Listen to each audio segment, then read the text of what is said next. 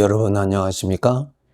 이 시간에는 마태복음 7장 말씀 중심으로 드리겠습니다. 1절부터 말씀을 보면요. 비판을 받지 아니하려거든 비판하지 말라. 2절 너희가 비판하는 그 비판으로 너희가 비판을 받을 것이요. 너희가 헤아리는 그 헤아림으로 너희가 헤아림을 받을 것이니라. 3절 어찌하여 형제의 눈 속에 있는 티는 보고 내 눈 속에 있는 들보는 깨닫지 못하느냐. 12절 그러므로 무엇이든지 남에게 대접을 받고자 하는 대로 너희도 남을 대접하라. 이 말씀은 우리가 태어날 때부터 가져온 죄의 성품대로 누리고 살지 말라는 것입니다. 그것을 누리고 살면은 추한 것이고, 죄의 것을 누리는데 아름다움이 있습니까? 죄는 죽음이거든요. 죽음이 아름답습니까? 죽음은 추한 것입니다. 거기에는 가치 있는 것이 하나도 없습니다. 우리가 태어날 때부터 가져온 죄의 성품에서 나오는 것 누리지 않도록 노력해야 합니다. 노력하지 아니하면은 벗어날 수가 없어요. 일평생 죄의 성품에서 나오는 것을 절대적으로 믿고 신뢰하고 그것을 누리고 그것을 즐기고 그것을 나누고 그것을 표현하고 삽니다. 이렇게 사는 사람을 하나님은 죄의 종이라고 말씀하고 계십니다. 죄를 즐기는데 복이 보장됩니까? 불행이 보장됩니다. 죄의 것을 마음에 품는데 행복이 보장됩니까? 아니죠. 죄의 성품대로 습관적으로 익숙하게 살았던 우리의 삶에서 그 익숙한 습관에서 벗어난다는 것은 한두 번 설교 듣고 벗어날 수 있는 것이 아닙니다. 훈련을 해야 됩니다.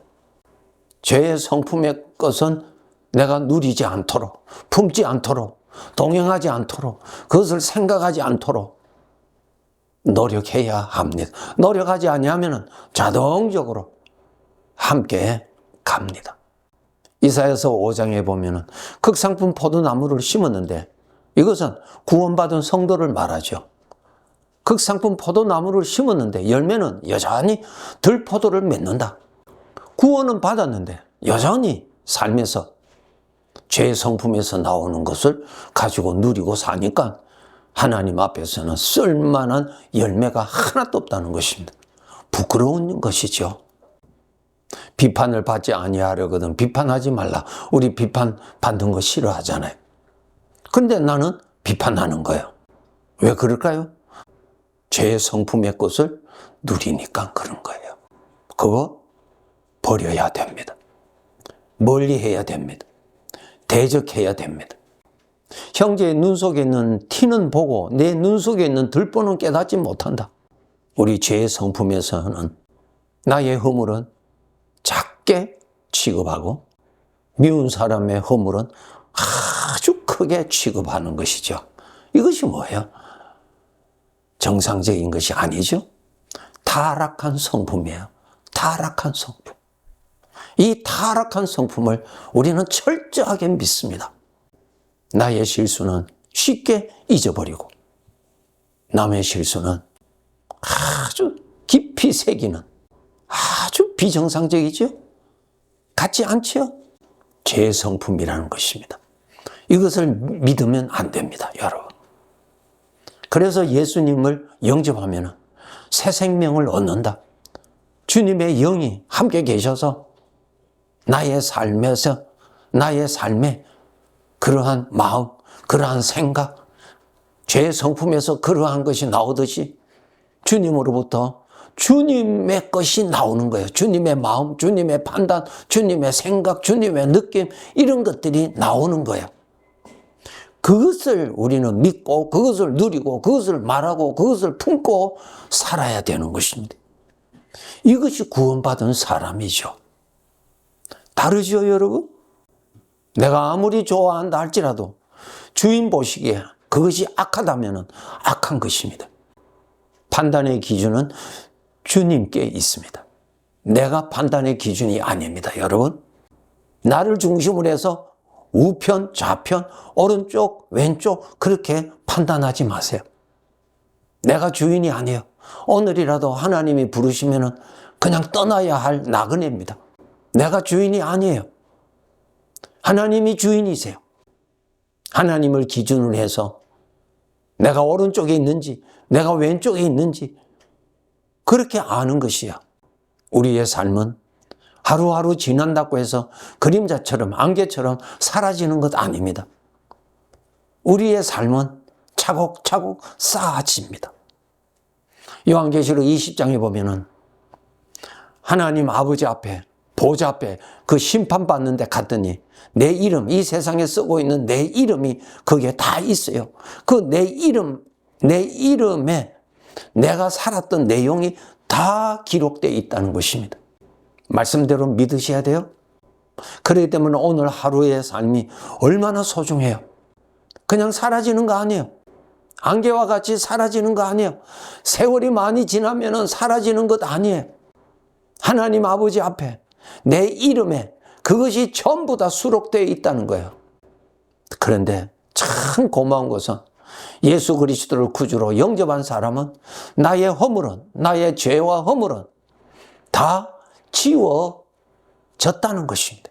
이것이 우리 하나님께서 예수 그리스도를 믿는 자에게 베풀어 주신 특별한 혜택, 사죄함의 약속이 있습니다. 그럼 우리 믿는 자에게는 무엇이 기록되어 있을까요? 세상 사람들은 일평생 죄의 성품을 따라서 산 삶이 낱낱이 기록되어 있습니다. 그것 따라서 심판받고 형벌받습니다. 영원토록. 그럼 구원받은 사람은 예수님 덕택으로 그 모든 죄가 다 지워졌고 이제는 주님을 기쁘시게 하는 삶이 기록되어 있다는 것입니다.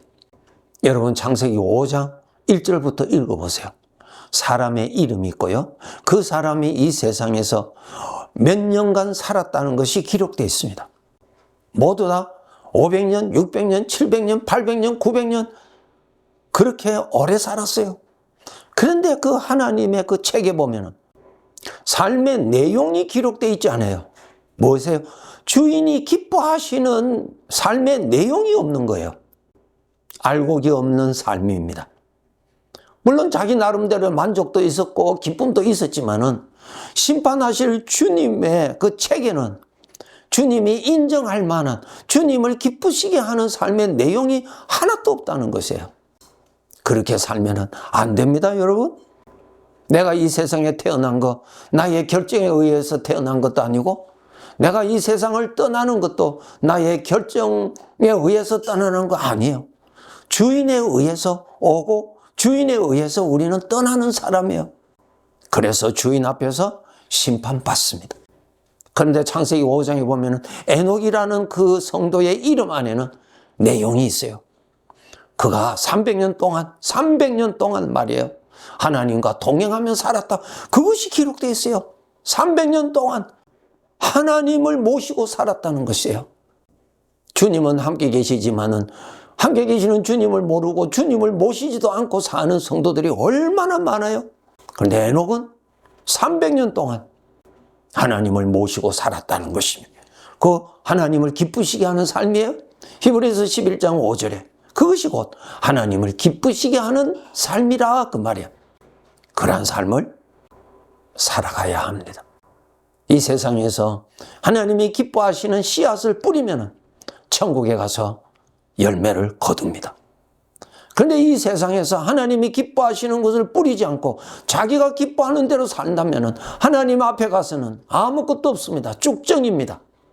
속지 마세요. 누가 그렇게 살도록 했나요? 죄의 성품에서 거짓으로 거짓 사상이 나를 그렇게 살도록 했어요. 여러분이 생명의 지식을 믿고 있다면 생명의 지식대로 알고 준비하고 살 것이고 사망의 지식을 믿고 살면 사망의 지식대로 믿고 그렇게 사는 거예요. 천국이 없으니까 천국에 대한 준비를 안 하고 사는 거예요. 오늘 보면 마태복음 7장 7절에서 11절에 보면은 이 말씀이 있습니다. 구하라 그리하면 너에게 주실 것이요 찾으라 그리하면 찾아낼 것이요 문을 두드리라 그리하면 너에게 열릴 것이니 구하는 이마다 받을 것이요 찾는 이가 찾아낼 것이요 두드리는 이에게는 열릴 것이니라. 우리가 너무너무 좋아하는 말씀 중에 하나죠. 구하면 주신다니까 얼마나 좋아요. 찾고 문을 두드리면 다 된다는 거예요. 구하는 이마다 받을 것이고 찾는 이마다 찾아낼 것이고 두드리는 이마다 열릴 것이라고 하셨습니다. 얼마나 좋아요. 주님은 더 말씀하십니다. 너희 중에 누가 아들이 떡을 달라 하는데 돌을 줄 자가 있겠느냐? 생선을 달라 하는데 뱀을 줄 사람이 있겠느냐? 너희가 악한 자라도 좋은 것으로 자식에게 줄 알거든. 하물며 하늘에 계신 너희 아버지께서 구하는 자에게 좋은 것으로 주시지 않겠느냐? 여기서 우리가 알아야 돼요. 나라는 존재의 주인은 누구세요? 나의 창조주 하나님이 주인이십니다. 하나님이 나를 위하여서 계시는 분이 아니고 내가 창조주 주인을 위한 존재입니다. 하나님을 위하여서 지음받았어요. 그것 알아야 돼요. 내가 나를 만들었으면 내가 나를 위해서 살아도 돼요. 그러나 하나님이 나를 창조하셨기 때문에 하나님을 위해서 내가 있는 것입니다. 그렇기 때문에 내가 어떻게 살아야 되겠어요? 하나님을 위하여서 살아야 돼요. 그것 알고 살아야 돼요. 이건 모르고 그저 구하면 주신다고 했으니까 전부 다 내 중심으로 내가 원하는 대로 내가 기뻐하는 대로 내가 잘 되는 대로 구하는 거예요. 첫 단추가 잘못됐지요? 내가 주인입니까? 하나님이 나를 섬기시는 분이세요? 내가 하나님을 위하여 있는 피조물이에요. 피조물. 피조물의 가장 아름다움은 주인에게 마음에 들 때 그 피조물이 가장 가치가 있는 거예요. 안 그렇습니까, 여러분? 여러분이 물건을 샀는데 그 물건이 너무너무 사용하기가 편해요. 그러면 그 물건은 나에게 아주 귀한 대우를 받고 가치 있고 그렇게 되죠. 무엇을 구해야 되고 무엇을 찾아야 되고 무엇을 위해서 문을 두드려야 되겠어요? 주인을 위하여서 구해야 돼요. 그걸 알아야 돼요. 사랑하는 아들이 생선을 달라 하는데 어느 아비가 뱀을 주겠느냐? 반대로 뱀을 달라고 하는 아들에게 어느 아버지가 그에게 뱀을 주겠느냐? 그 말이에요. 그 아들이 원하는 대로 주는 것이 아버지가 아니라는 거예요, 여러분. 아버지가 주고자 하는 것을 아들에게 주고자 하는 거예요. 그것 이해하셔야 돼요. 아버지가 주인이에요, 여러분. 아버지를 위해서 내가 있어요.